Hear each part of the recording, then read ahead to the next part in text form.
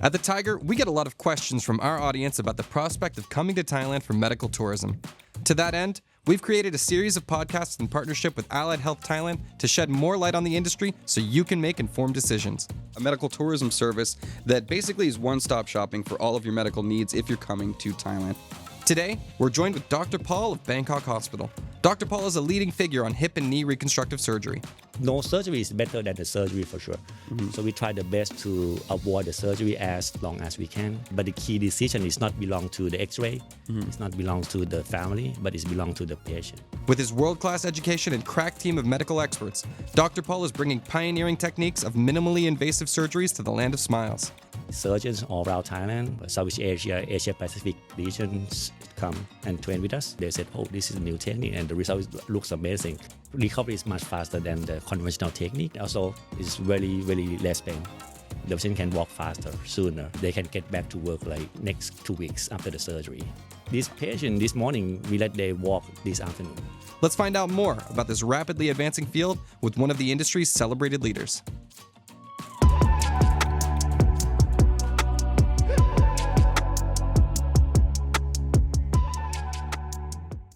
Good afternoon, good evening, good morning, wherever you are. Ladies and gentlemen, today we are here joined by one of the doctors. Please, would you mind to introduce yourself? Yes, I'm Paul, Dr. Phonthakorn Panichkul. I'm from Bangkok Hospital, Thailand here.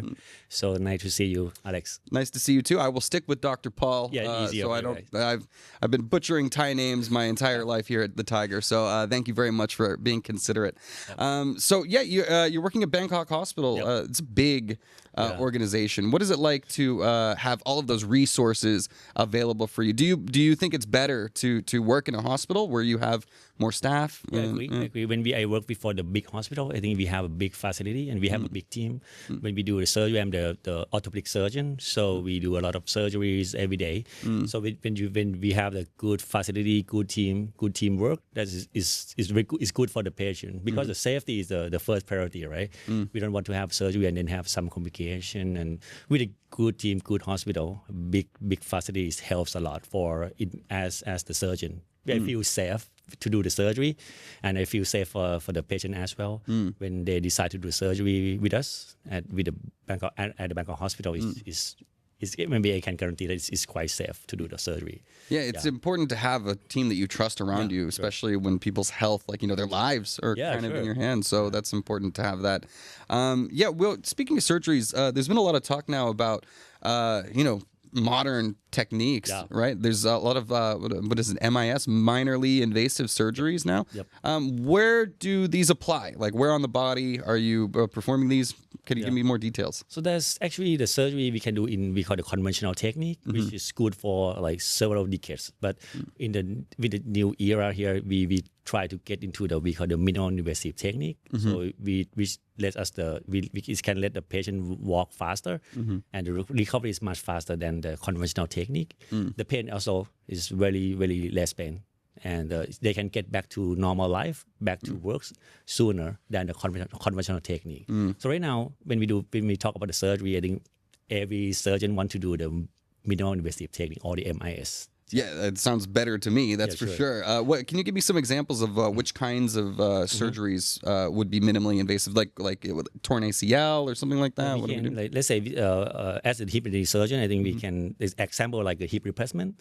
So because in the last 20 years ago, all of the surgeons around the world, they try to do the surgery from the backside. We call it the posterior approach or the back approach. And we have to cut the big muscle, like gluteus maximus or gluteus muscle. We have to cut and sacrifice that muscle, and at the end, there's a chance of the dislocation and slow recovery. The patient cannot do the cross leg sitting here because it's the hip will pop out, and the pain is so painful, right? The recovery is so slow. So with the new technique that we call the direct anterior approach or the new minimal invasive technique, the incision is smaller.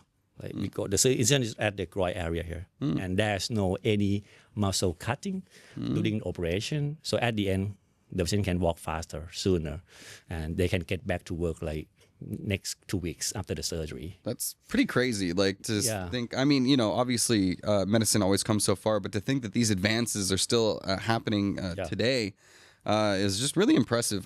Is there a difference in the cost of these procedures? Actually, no. To be honest, no, because it's just really the technique. The key is how to do that technique. But to be honest, that most of the surgeons around the world, we were trained with the posterior approach, the old technique. But there's some surgeon from France and another one surgeon from US. They popularized this new technique that we call direct anterior approach. So without any cost. So it means that the patient pay the same price, the cost of the surgery is the same. The difference is just really technique. So the key is how to bring this technique to the patient, and we are the one of the pioneer in this area in Asia. We are the first hospital that doing the new technique we call direct anterior approach in Asia. So it costs nothing. So that's good for the patient, right? It's very impressive, and I imagine. There's plenty of people. Obviously, Thailand has a massive medical tourism industry, right? A lot of that has to do with, first of all, if you're going to recover from a surgery, Thailand is a good place to do that. Yeah, sure. I think. But also the costs are relatively low compared to, especially where I'm from, America, where you hear about people going into bankruptcy all the time because of these kind of a thing. Yeah, we have one patient from Texas, I remember, and several regions from UK as well. They flew here and have the surgery here with us, and then they stay in a 5-star hotel another 2 weeks. And the total cost for the surgery is much cheaper than surgery in US. Right. It's becoming more and more famous. Everybody knows whatever the cost of the surgery is back home in America, say, you can get a free, you can pay for your trip to Thailand, 5-star hotel, get the surgery, relax, and you save money doing that. So I think that secret is out. I think everybody knows. But what is becoming more and more clear to everybody is just how good the quality of care is here too. It's you've been trained around the world, right? Where did you go to school? So I was trained at the Mayo Clinic in Minnesota, and also Anderson Clinic in Virginia, and also London, Ontario in Canada for 3 years. So I did a clinical fellowship there. So I have a license over there as well in Canada. But I decided to go back home and do the surgery in Bangkok here. That's wonderful. Yeah, bringing it back. It's fun. Just funny little side story. You say London, Ontario, right? Yeah, not UK. I know. It gets confusing. It's very funny because I used to live in Ontario, California. Oh, yeah, different. Which is a small little city. I'm aware of this confusion, but that's really funny. But and again, so many of the Thai doctors they're studying abroad. They're going and training in some of the best facilities, world class, and then bringing it back here. Would you say, how do your clients break down? Is it more Thai people? Is it more Western people? Who's coming? 50-50, I think. 50% is Thai people and expat as well. Another half of my patients come from abroad, fly in. We call fly-in patients from Middle East, from China, Myanmar, Cambodia, Singapore. Well, the whole world knows. The whole world, and some from US. That's a long trip for us, but we're still making it. But they want to have a vacation here, right? 2 weeks, 3 weeks here, and I was supposed to be here 3 weeks, and I just never left, so I can understand that as well. That's super cool. And how does this work then? With this continuing education, right? Obviously, you said everybody was more on with the minimally invasive surgeries. These are newer techniques. So how does it work? Staying up to date and learning these new processes. What is that process? You mean the surgeon, right? Sure. So we have to train them because as the pioneer of this field, I think I have to train them Thai surgeons. We train a lot, 100, 200 surgeons around Thailand come to our hospital to train. And also we have a course as well to train. Next week I have to fly to Khon Kaen. And we do the cadaver course. And we invite 30, 40 surgeons all around Thailand come and train with us. And also in this region as well, Southeast Asia, Asia Pacific regions, Taiwanese guy come to see my technique at my hospital as well. So it's better to train and spread the knowledge of this technique to the surgeon all around the world. Yeah, that's important, obviously, as you're one of the more advanced ones then. But how about you, when you are trying to learn some new techniques? Are you traveling abroad to meet with those pioneers of these new techniques? Sure. Okay. So we have a group of the expert. And we have to fly aboard, and we have a meeting together and discuss what is the new technique, what is the best technology for the patient, and we bring it back to each country. We have a friend from US and we have a friend from Canada, and we discuss together, and then what is the settle, and let's say like the surgical technique, we settle down everything to make it simple, and we spread this one out, and then we bring this technique to our country. Yeah. We practice to spread the knowledge to the surgeon as well. And let's say as we have a robotic, the new technique, I learned from my colleague as well at the Mayo. So, and then we bring it back to Thailand and we start the robotic surgery for the knee in Thailand. And we are the first one at our hospital. Yeah, that's a good one. Yeah. Yeah, it's like science fiction. To Yeah, me. yeah. Yeah, it's a pretty crazy new world that we're living in. I'm just wondering about like these technologies. Like, okay, when it comes to medical technology, Yep. who's really leading the world right now? Is it still many Western countries, or Yeah, is I think U.S. right now. They are the first leading country for the medical technologies. But even as that, China be another one that like fight with the U.S. and they have a good technology as well. And they need to do a publication. In U.S. we have a lot of publication to show that this technology is good. For China, the Chinese technology have to publish. And we, as the surgeon, as the doctor, we have to know what is the result of the technology, and we have to adapt to our service. Yeah, peer review, things like that. Yeah, peer review publication. Yeah, it's. I mean, it's supposed to be a rigorous process to make sure that what is being implemented is safe and good for everybody. But it's just interesting to see the advances. What are some advantages then that you would say for people to come to Thailand for these surgeries, rather than, obviously we've talked about cost and you can come to Thailand, that kind of a thing, but maybe compared to other Southeast Asian countries that might be offering similar services? What makes Thailand stand out? So I think the hospitality is the one that the patient think about Thailand. We have a great hospitality, we have a great hospital, and we have a great team as well. The surgeon, I think most of the surgeon in our hospital, we all train in US or Canada or in Europe country. So the training, we have a certified training of the surgeon, so it's kind of guaranteed that the result of the surgery should be a good one. And with the facility as well, we have a big hospital, right? Good facility, good technologies. To be honest, that the surgery that you have at our hospital is exactly the same as you have the surgery at the Mayo Clinic. I talked to my friend that work together when I did a fellowship in Canada. So they do the surgery in Mayo, and I did the surgery in Bangkok Hospital here. So exactly the same technology, the same implant, the same technique, and the same result, I think. Yeah. So this is the thing. They can guarantee that if you do a surgery in Thailand, maybe you have a good quality. And we just get the award from the Newsweek last week. Oh, that we are one of the top 5 best hospital, best hip and knee center in Asia. Yeah, you compare with Japan, we have Singapore or something, we are top 5. So one of the best hip and knee center for the hip and knee replacement. We just get this award like last week. Yeah. Well, I know where I'm going when I need my replacements.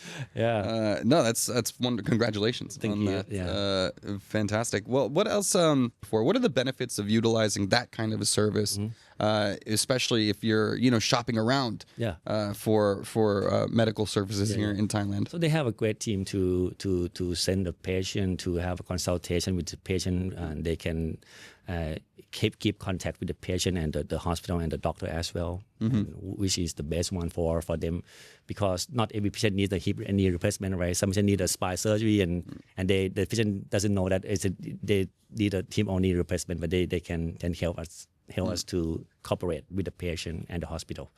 So it's just good for the patient. Yeah, right? better coordination. Yeah, coordination. Yep. And they have they have doctors on staff too at Allied Health Thailand, right? So they're able to better understand the patient's needs. And when you talk to the agency or the company or the team, with when they have a doctor, they can help you about how to go to the hospital or something. Yeah. No, it's important to have experts at every step of the way, because not all of us went to medical school, so I love that. Yeah. So let's run me through. Okay, let's say we have a typical patient. There's somebody who's gone to Allied Health. They want maybe a knee replacement, hip replacement, or maybe even, I don't know, cosmetic surgery. There could be things as well. But what is the process from contacting? Like say they're in America, they're like, you know what, I've heard maybe I should do this in Thailand. I could save some money. What is the process like from flying in to going through the surgery to the aftercare? Let's just say for a knee, for example. For the knee, right? Yeah. If you contact the Allied Health Thailand and then send the patient to us, and then we start with the process of the examination, do the checkup. If we do X-ray, if the X-ray show that they need to do the knee replacement, and we discuss about risk and benefit for surgery, the option they can decide the conventional technique or the robotic knee replacement, which is the new advanced technology. And then after we have a good discussion, this the benefit of the surgery, and then we go straight to the checkup, the health checkup, to make sure that they're safe for the surgery. Okay. They may see the cardiologist as well to check their heart. If their heart's good, we can go on and do the surgery. And the surgery take about just 1 hour. And this morning we just have the surgery like 6:30 to 7:30 and then done. Wow. So it's a very simple surgery. We did every day. And after surgery, they admit to the intermediate care for one night, and we start walking at the same day. This patient this morning, we let they walk this afternoon. And then they can do the rehab for another 4 days in the hospital. We have the package of the surgery for the hip and knee replacement. And then after that, they can discharge back home or back to the hotel. Or in some patient from Myanmar, they can fly back home 5 days after the surgery. Jeez, that is lightning fast, man. This is crazy. How does that compare, like the robotic surgery compared to conventional? What is the difference in... At this time, with evidence, we believe that the robotic can help the patient have a faster recovery. And with the precision of the surgery with the robotic, we expect that the longevity or the lifespan of the implant is much longer than the conventional technique. So the faster recovery, less pain, and better survivorship or the lifespan of the implant. Wow. This is the robotic one. I'm sold, I guess. Like, this is funny. This is why, I live in Thailand. Everybody's like, why don't you do Muay Thai? Because I'm worried about my knees now. Like, I feel a little less worried now. I can fix for you. Thank you. I love it. All right, I know a guy. Thank you, Dr. Paul. All right, so robotics, science fiction, we got all of that. So can you tell me more about this? What is this, the VALIS Robotic Assisted Solutions, the VRAS? Is that what we're talking about? Yeah, we call it the VALIS, right? It's the newest robotic and newest technologies from US for sure. There's the robot from Johnson company. And this is the robotic that there's no need to do a CT scan. The previous generation of the robot we have to do the CT scan. It means that the patient have to expose to the radiation, the big doses of the radiation before the operation to mapping the bone something, and then we do the surgery with the robotic. But with the newest robotic that we call the VALIS, there's no need to do a CT scan. So it means that when the patient see the surgeon this morning, and we can start the robotic surgery this afternoon. Just like that. Yeah, it's faster and it's more precise, and the precision of the robotic this VALIS one is better and faster, right? Yeah, it's insane. All right, so VALIS, well, nuts. And I think we were talking about it earlier too, the total hip replacement using the DAA technique. This is was it a French doctor you were saying? French doctor. They I think French and German doctor. They discover how to do the hip replacement via the front approach. So that's amazing. Like 100 years ago, but no one used it until like 20 years ago or 10 years ago. The American guy we call Dr. Mata, and I'm used to work with him as well, like in US. And then he is the one that popularized this technique in US. And right now, 60%, 66% of the U.S. surgeon, they use this technique. 10 years ago, just really 5% of the U.S. surgeons. So you can see the trend from 5% 10 years ago to right now, 66%. It means that direct entry is a standard approach, standard technique for the hip replacement. That's just shocking to me that this was discovered so long ago, but it takes so long to be popularized. And I think that's something that people don't understand is that you have options when it comes to all right, I need a surgery, I need to get it fixed. A lot of people don't understand. They just think there's one solution, right? Like there's one standard procedure, that's it. Agree. But we got options now. Yeah, because if the surgeon, if the patient sees the surgeon, and the surgeon will do the technique that they're familiar, right? If the surgeon trained with the posterior approach, they will stick to the posterior approach. They don't want to transfer to the direct anterior approach. But we have to accept right now that the direct anterior approach is a standard technique and it's a better benefit. It's a good, much better benefit from the posterior approach. Yeah. So I mean, obviously, it seems like there's no difference in cost. It's less invasive. Faster recovery, something. Yeah. Absolutely crazy that is that it's still happening. Like these modern and like you said, discovered a long time ago, popularized. Yeah, that's the important I thing. think, most of the patients that have they Google, right? And then they know that what is the direct angio, and they know that the American surgeon, they use this one. American patient, they love to do direct angio, and then Google how to do direct angio in Thailand, and at the end they found us. Yeah, let me ask you a question then. How does you say this doctor popularized it? How does that work? Like, how does that does he do conferences and give speeches about like the success rates with this technique, or is that how that works? Like, or is it publications? I'm not sure. Yeah, publication, and I think the direct angio will not popularize if the result's not good. Right. So the pioneer have to do it, and then did it with a good result, and then publication and popularized by peer review journal, and then demonstration of live surgery, and the meeting, and then when the surgeon around the world, they said, oh, this is a new technique, and the result looks amazing, and the training also important. So they have to train. I was trained in US, and then after I came back to Thailand, I trained another surgeon in Thailand. So this is the process how to popularize this technique. In Thailand, in like 10 years ago, 0%. Wow. Right now, it's maybe 20% of the surgeon, they use the direct angio technique. Oh, okay. So it's still room for improvement here. For sure. Yeah, interesting. But I guess it makes you a little more special too. Is there a difference in who could be a candidate for these different surgeries? Like, are there some people that are more suitable for it, or is it just sort of everybody? No, I think I came here and did like 1,000 direct angio approach, and we 100% direct angio approach. I never used the posterior approach after I was trained in US, because we know that direct angio approach is the best one, and they can do in every patient.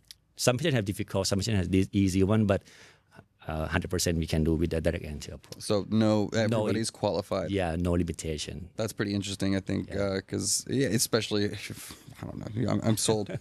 All right, let's talk about some more science fiction. I'm not sure if you've used this in your experience as a doctor. Stem cells. Stem cell, yeah. Yeah, this is becoming a much more popular thing around the world. What is your experience with it? So no, not yet in Thailand. We didn't get approval for the stem cell injection in Thailand yet. But some literatures or some papers show that they have a good outcome with the stem cell. But also some papers show that nothing, no improvement, no different with the saline, with the normal water injection. There's no different. So we have to wait for another like 10 years, maybe 5 years, 10 years to make sure that the stem cell do something with the knee arthritis or the hip arthritis.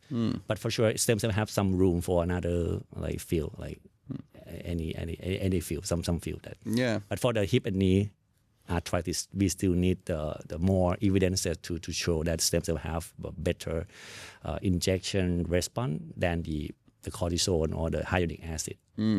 Okay, interesting. So still, because people get caught up on buzzwords all the time, right? Like, they're like, oh, I've heard about this. And the cost of stem cell is like too much. Like I have some patients that have a stem cell injection and the result is not quite good, and they pay like 300,000 baht for single injection, and nothing happened, right? It's too much. The cost is almost the cost of the surgery. Yeah, very expensive. Placebo. Huh? Yeah. And when you pay a lot of money, and you will have a trend towards that, it's work. Yeah. I don't know. If you pay 200,000, I think feels great. It's good work. It's work, right? And at the end, but we cannot rely on the failing. We have to rely on the evidence. Right. Yeah. Yep. It's a scientific field. Like we should use some science in our approach here, shouldn't we? Agree. So what are some signs then that somebody would need a hip replacement or a knee replacement? What kind of symptoms would somebody be feeling? The pain, I think. When you have knee arthritis or the hip arthritis, the patient come with the pain. But not every patient needs the hip and knee replacement. The key is the quality of life.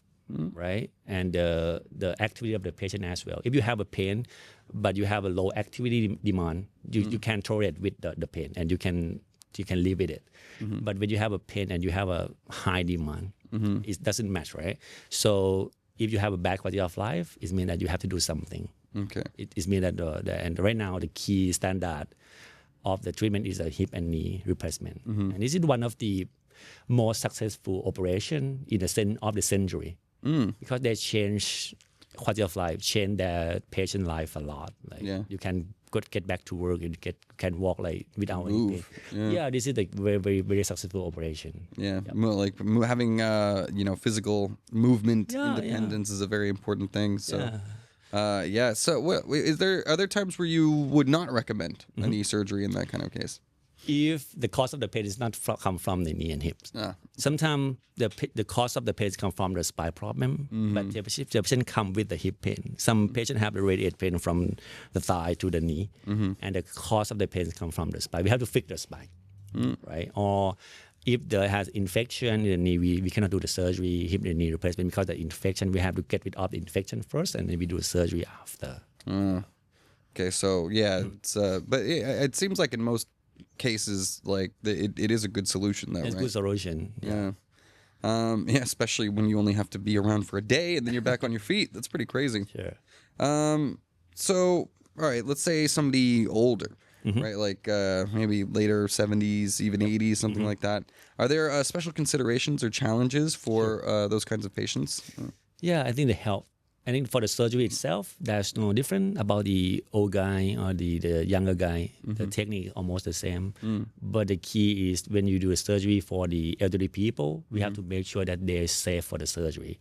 So the good teamwork is the key. We have to work with the cardiologist, we have to work with the internist, and also the ICU specialist as well to how to take care of the patient before and after the operation. Right. So safety is the first priority in this group of the patient. Yeah, it's like a holistic approach. Right? You need to make sure that their heart is okay. In this surgery, these surgeries is there an anesthesiologist involved? Like sure. Yeah, have to go under. Because I know that's also very very variable from patient to patient as well. Agree. Fascinating stuff. But it's good to know that even if you are at that advanced age, it's not too late. You can still undergo it safely in most cases. Let's see, what else do I have here? Okay. All right. Let's say I'm going in for surgery, or I'm considering coming in for one of these knee or hip replacements. What are some ways that maybe like on my own to better prepare myself for surgery? What are some healthy tips, I guess? No infection. You don't have. You have to make sure that you don't have like any local infection. Like let's say you have a UR, upper urinary tract infection or respiratory tract infection. So make sure that it's clear out before the operation. Because if you have a recent infection in your body, the bacteria can go into the implant, and this can cause the side effect or complications. Right. So make sure that you fit enough for the operation. Okay. So take care of the infections first. Is that sepsis? What can happen? Sepsis. Yeah. I watch some medical TV shows. I know what I'm talking about. Sepsis. That's correct. Interesting. Yeah. So really, just that's the only consideration is local infections, things like that. Yeah, and also if you feel strong enough, you can try to do a physiotherapy, right, to rebuild the muscle, to make sure that you have a good muscle power before the operation, and this is the key. But normally, when the patient have the pain and the hip only, they cannot do a good physiotherapy, right? So because they have a pain. So normally I recommend to do the operation first, and then we have good rehab team to rebuild the muscle back to normal after the operation. Got you. So obviously it's like, hey, train your muscles. Like, well, ouch. If you pain, right? You cannot train it. It makes sense. Yeah. So that's interesting then. Yeah, so we talked about the recovery process. It's quick. It's pretty painless. What is the consideration for people of whether or not they will take the physical therapy afterwards? Is it an optional thing, or? I want to say that it's optional because you can do it at home as well. But we have the team to do rehab for you. 5 days after the operation, we teach you everything, like how to walk, how to get in and out car, how to do the stair up and down. And after you discharge back home or the hotel, and you can do by yourself. There's no need to come to the hospital to do a rehab every day. But it's optional. But if you want to do it, you can come to our hospital and do the rehab every day. But to be honest, that 99% of the patient, there's no need to do rehab. They can do it at home. Yeah. Not everybody wants to just spend a lot of time in a hospital. Agree. you can do it in your 5-star hotel. Yes, exactly. in Pattaya. A little more comfortable near the beach, warm weather. Yeah, that's pretty good. And you give them the tools to be able to help themselves. Too. That's the important thing. And we have the telemedicine as well. When you have any problem, we can do the tele meeting. Oh, yes. Use just your phone. Right. Yeah. And you can see the doctor, you see the rehab team, the pharmacist, everything. And contact you directly right from your hotel or your home. There's no need to come to the hospital. Well, lovely. Yeah, so that's because that's one of the things I think a lot of people are nervous about is like, all right, how long is the recovery time? How long do I have to stay in the hospital? When can I get back on my feet? Well, you're in Thailand. You just need a day for the surgery, and then you can be back out there hitting the soys, having some fun. Cool. So, okay. You say you get back to walking. How long is the full process till you're back to 100%? I would say like around 2 or 3 months. You can walk like almost normal people, but we have to wait until 6 months until you feel the knee is belong to your body. Okay. Right. At 2 months, you can walk without any pain. You can walk. You can have good bending motion or something, but you still feel the warmness.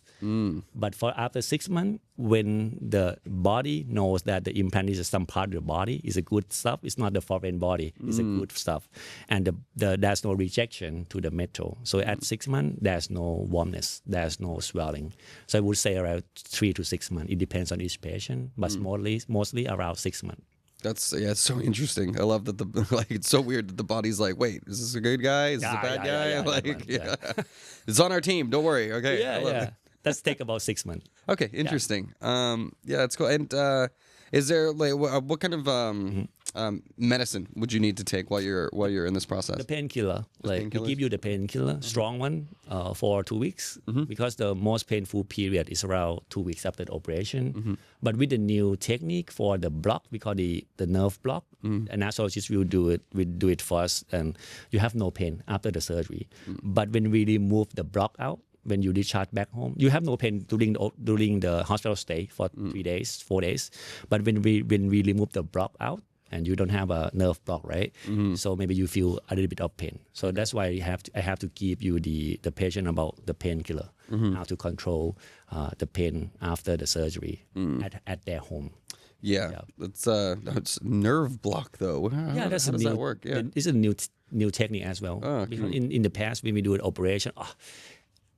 I remember when I was trained in Chiang Mai, like they have to stay in the hospital for 2 weeks, and they cannot get out of bed within the first week because it's so painful and it's stuff. And in the past, we put the cast as well after the knee replacement. That's so crazy. So right now it's totally different. We get the patient walk 4 hours after the operation, and then they can get back to work very soon. So they're totally different from the past. Yeah, that's it's not even that long ago, right? This has been updated. That's just crazy to me. Nerve blocker though? What does that do? So they start the block. They put the medicine to block the nerve at the proximal part or the upper part, and then after the nerve block, you feel nothing. It's just like complete removal of feeling. And then you can do a movement, right? You can do a movement without any pain. So it helps the patient to start walking without pain, and they start moving again up the knee, because the most pain point of the patient for the surgery is the pain, right? They don't want to have the pain after the operation. Right. They feel afraid. They feel, can I walk after the operation? Can I have no pain after the operation? This is the concern of the patient. So when we get rid of the pain from the block, and with the new minimal invasive technique, with the robotic, I think there's zero pain, I think. Wow, fascinating. Yeah. It's just these are all new concepts to me. I'm just trying to figure it out, wrap my mind around it. Yeah. what is the decision-making process like for a patient that's like going through this? Like they're consulting with people like you, I guess. They're consulting with people from Allied Health Thailand. Yep. What is the decision-making process? So I think with the main decision is belong to the patient, and you have to discuss to the surgeons who will perform the operation with you. And Allied Health Thailand can help the screening. I think I want to say screening how about this patient need the surgery or not or something, and they send the patient to us, and then we discuss in detail about how to do the operation, how to use the technologies, how to use a robot. Do you want to use a robot or you want to use a conventional technique? And we have to discuss sitting and discuss in detail, or take about like half an hour or 1 hour, and then risk of the surgery and the benefit of the surgery as well. So but the key decision is not belong to the X-ray, it's not belongs to the family, but it's belong to the patient. Some patients have a very bad X-ray, and they say that I don't want to do surgery because I can live with it, so I don't want to push. You have to do surgery today, tomorrow, next week. No, it's the main decision is belong to the patient itself, because they know themselves, right? Right. Yeah. I mean, it's their body, right? Their body. that makes the most sense. Yeah. Is there?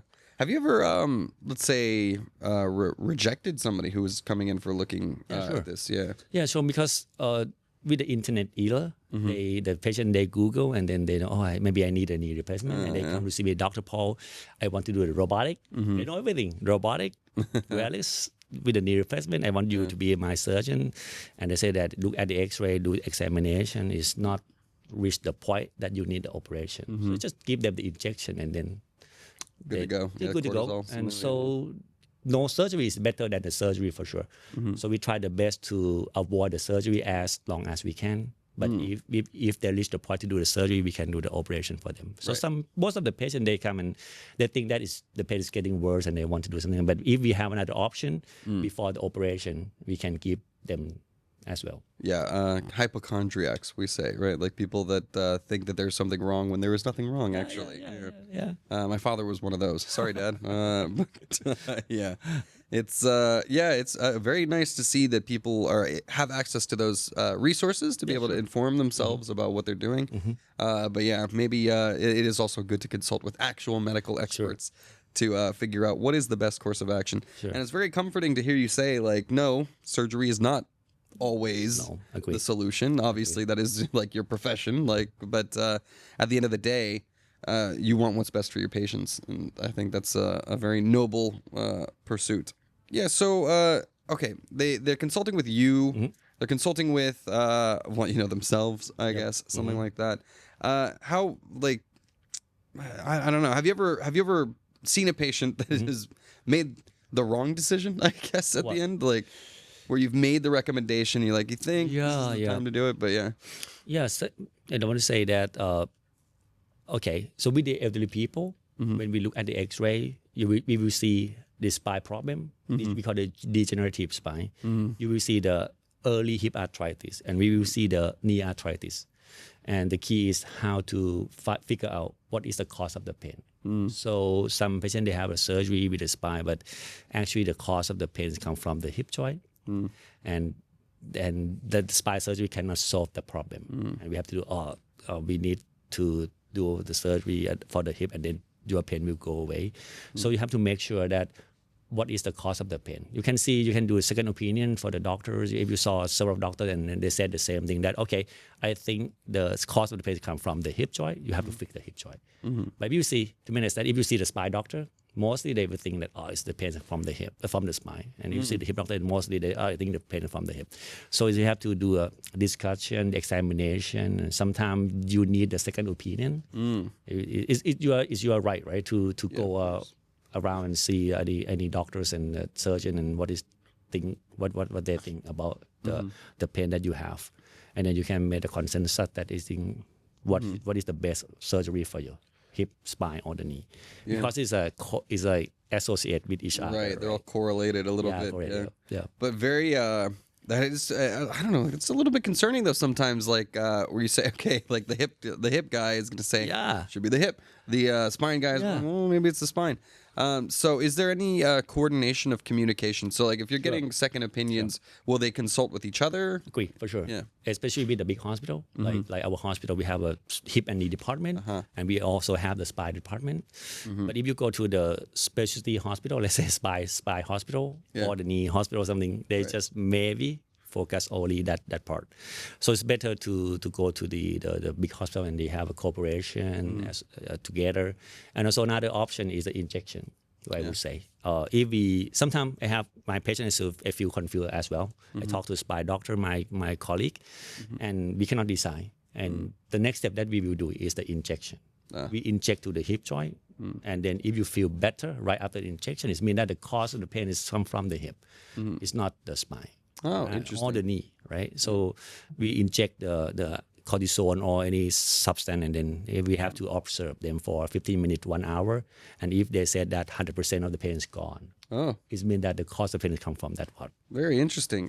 So what is the process of the, is cortisone? Cortisone or the local anesthesia, like xylocaine something, shot, and you feel nothing. Okay. Right, a block to the joint, and then it's better. And then we can 100% sure that the cause of pain has come from that part, and then we do surgery. Yeah. Okay. So then you need surgery. So you give the injection just to it's like a temporary figure it out the problem. Oh, okay. Interesting. So it's good. Like a nice, interesting way. You're like a body detective. I love it. Trying to figure out what the problem is. Because we are not the robot, right? Yeah. We are the human. So it's not like straightforward condition all the time. It's just sometimes it's like weird disease or something happen. Yeah, I mean everybody's unique. That's for sure. Very unique. It's super interesting, and I think one of the things. So when medical care in America, right? Like we often we don't go to hospitals, right? Hospitals are when you need these big surgeries, when you need emergencies, something like that. Usually we go to a general practitioner, family doctor, exactly, family doctor, and then they'll check you out, and then they might refer you to somebody else. Much more long and drawn out process, right? Like if you're in like at Bangkok Hospital, you're in with all the specialists at one place. Do you think this is an advantage over that? Yeah, I think the health system in Thailand is different from US or in Canada. When I work in Canada, that's where I get a referral from the family doctor that this patient need an operation, and then that patient have to do, and then we see that patient because sent to from the family doctor. But in Thailand, the good thing is you can go directly to that specialist, right? If you feel the knee pain, there's no need to go to the family doctor. You can, but normally the traditional in Thailand is we just go right to the knee doctor. Right. And you can see the specialist within 1 hour. You can make the appointment via the apps or the call center, and then you can see me within 1 hour. So that's a good thing. Yeah. I don't know. I remember growing up going to family doctors in America. Actually, takes time, right? Yeah, it takes time, and it feels like, all right, is this just an extra step before I get to the actual care that I need? Yeah. When I worked in Canada, most of the knee arthritis patient, they have to do the injection. The family doctor will do the cortisone shot for the operation. But sometimes when, let's say, if in Thailand, if you come to see us and then I see the patient from the patient examination and the X-ray show that there's a bone on bone, is the end stage, we can skip that injection, right? If you feel that this is 100% sure that the cause of the pain comes from the knee and there's a bone on bone, quality of life so bad, we can just go straight direct to the surgery. No need to do the injection for 3 times and then take about a year waiting list and come and surgery. Wow. It's like a shortcut. Right. That's fantastic. Like rather than just trying to wait and see. You can just sort of get to the problem and fix it right away. It's a very different approach, and I think many people from the West don't understand. Like there is a sort of, I don't know, it's just a fear of the unknown, I guess. Like we're used to a certain way of doing things, and then because when I came to Asia, obviously I lived in China before and in Thailand. I only go to hospitals. Like I that's my go-to if I'm feeling unwell or something like that. I go and then it's just one-stop shopping basically. Like you can figure it out no matter what the problem is, and they can get it fixed. I have been to some specialty hospitals as well. Like I had a really sorry to gross anybody out, a really bad eye infection, and just across the street over here there's an eye clinic as well. But I think even then I probably would have been better off going to a bigger hospital rather than a specialist because it wasn't cheap. I was going to say a little pricier. But in any case, I think that that's something that people need to understand a little bit more. Is that the big hospitals here very professional, teams of specialists, and you can solve whatever the problem is in one place. I agree. Yeah. What are the other advantages like compared to going to a specialist? Why choose let's say compared to other hospitals in the area? There's a lot of great hospitals here in Bangkok. Sure. What makes Bangkok Hospital so special? I think the team. If you have the operation and if there's no problem, it should be. If you have straightforward case, it should be okay. You can do surgery in every hospital But let's say nobody's know the future, right? Sometimes the bad thing happens. Sometimes you have a heart attack, or sometimes you have the heart failure. This is the worst scenario. You have a good team. You have a very good hospital to take care. Let's say if you have heart failure at our Bangkok Hospital campus here, we have a heart hospital as well. And we have a very huge team of the heart doctor, the CVT, the heart doctor, the cardiologist. They can take a good care of you. There's no need to transfer the patient out from the small hospital to the big hospital because we do surgery in the big hospital and then something bad happen and we have a great team to take care right there at that time, right? So I think like I say again, the surgery is common procedure, but the key is how to do the surgery safely and the patient is safe for the operation. This is the key. Yeah, so it's having more minds on it. Is it? Do you ever feel having a great team is one thing that's fantastic, but also, do you ever feel that maybe there's a situation where there's too many chefs in the kitchen? Maybe there's too many opinions going on at one time. Sometimes several opinions is good for us as well, right? Sometimes some not straightforward case. It's better to have discussion. At our center, we have 7 hip and knee surgeons. We have a conference every time when we do a surgery, and this is straightforward, it's okay, but sometimes a complex case, we have to have a good opinion, and we have to have a good assistant as well. I cannot do an operation by myself. I have to have another 3 surgeons to help.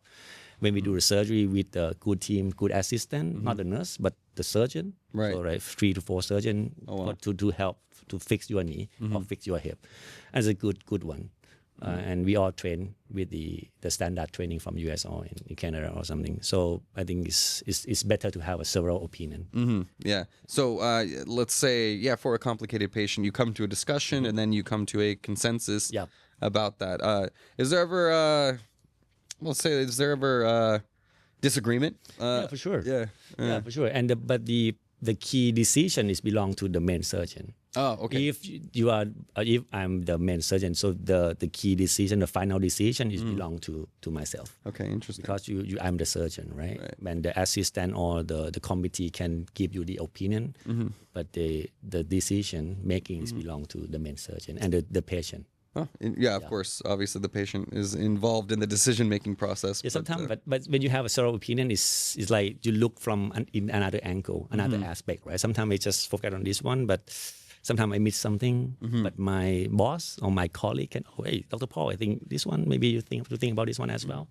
Yeah, it's happened all the time. Like I said, it's not a robot. We are unique human. So it's not straightforward case all the time. It's good to know that that there's a team of people that are in discussion with each of these rather than just deferring to one opinion. There's a lot of people involved in that process. Pretty cool. Now, what is this?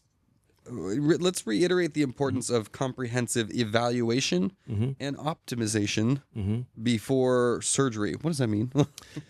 Like I said, that the optimization is mean that we have to do something to optimize the patient body before the operation.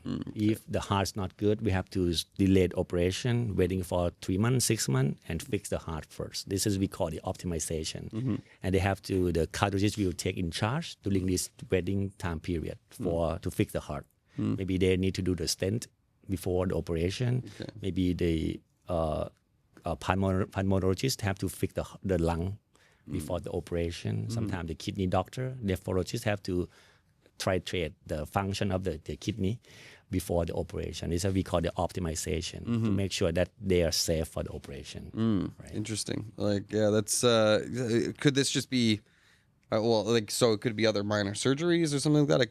Could it just be like change of diet, maybe exercise a little bit, like Yeah, that one also we call it observation, but that one is a patient part. right? Yeah. But to be honest, that one is not quite the big part, play the big role for the operation, right? You can do the control before the operation, but the key is the function of the heart, the lung, or something, the kidney before the operation. That is because well, what are the concerns then too? Like if their heart maybe is not optimized, something like that, this could result in maybe cardiac failure or heart attack, something like that. Yeah, we have to sit down and discuss with the patient and family that how about the risk, because your risk or this patient risk is different from normal people, normal patient, right? And if the risk too high, we decide to no surgery. We do another option, injection, something nerve block, or something that to avoid the operation. But if after optimization and the cardiologist said that I think he's fit for the operation, we can perform the operation. Yeah. So it's about and just making sure it's all about the safety of the patient at the end of the day. Yeah, we don't want to have the patient have a good knee function, but heart failure. Right. They cannot walk, right? It's not a good. Yeah. It seems like not ideal situation, right? Yeah. So we have to make sure that 100% recovery is good process. Yeah. Well, he died, but his knee looks great. Like, no, nothing. Not. Yeah, crazy thing. Yeah, exactly. So that's very important that, exactly. Make sure that they're fit for the surgery as well, too. So you said about 50% people outside of Thailand, 50% people inside of Thailand. Is this as your services in Allied Health Thailand, are they accessible to people that like expats that live here, or foreigners that are coming from abroad? Who is engaging in these services? I'm not sure, but you have to ask the team as well about how about the percentage of the Allied Thailand patient, how. But in our hospital, it's like 50-50. Well, expat and Thai, and also they fly in. Right? Fly in patients. Well, that's pretty crazy. So there's just people coming from all over the world. All around the world, yeah. Australia, New Zealand. Yeah, I have one patient from New Zealand last week, and right now she just stay in the hotel right now for the recovery, and then next week she will fly back home. So she stay in Thailand for 2 weeks. Oh. Yeah, that's a good one. Was that a knee or a hip? 2 knees. Two knees. I did 2 knees replacement for her. Yeah, bilateral simultaneous, like the same time. 2 knee operation at the same time. And we have a 2 hip replacement from Bangladesh patient last week as well, like at the same time. Wow. Simultaneous, yeah. That's pretty crazy. And then is there extra recovery time with that? Or a little bit, but not a big difference. When you have bad, 2 knees bad, right? If you collect only 1 knee, the problem is you will have a correct or a straight knee for 1 knee, and you will still have a crooked knee for another one. So the walking is like crazy, right? But if you collect everything at the same time, you have a good straight knee. Balanced, right? Yeah, balance better. And recovery a little bit slower, but the balance overall is much better. Yeah, cool. This is the key of the benefit of the simultaneous bilateral hip or knee replacement. Yeah. Interesting. So doing it at the same time saves time, and it seems more convenient. That's cheaper as well. There you go. Saving on cost as well too. Well, anyways, what are some? Is there any other last points you'd like to make about engaging in these services or what it's like to come to Thailand? Yeah, you can. I think. You're welcome to Thailand, and you can see the expert. We have a lot of experts in our hospital. You can contact Allied Health Thailand as well to see how they can do it for you. And if you want to discuss about the surgery, and it's better to start with the specialist as well, and how to know the technologies. Right now, with the new technologies, with the new technique, it make the zero pain after the operation, and you can get back to work faster than conventional technique before. Yeah. There's nothing to be afraid of. No, that's for sure. Agree. Yeah. Plenty, and obviously get a trip to Thailand too. Yeah. I love it.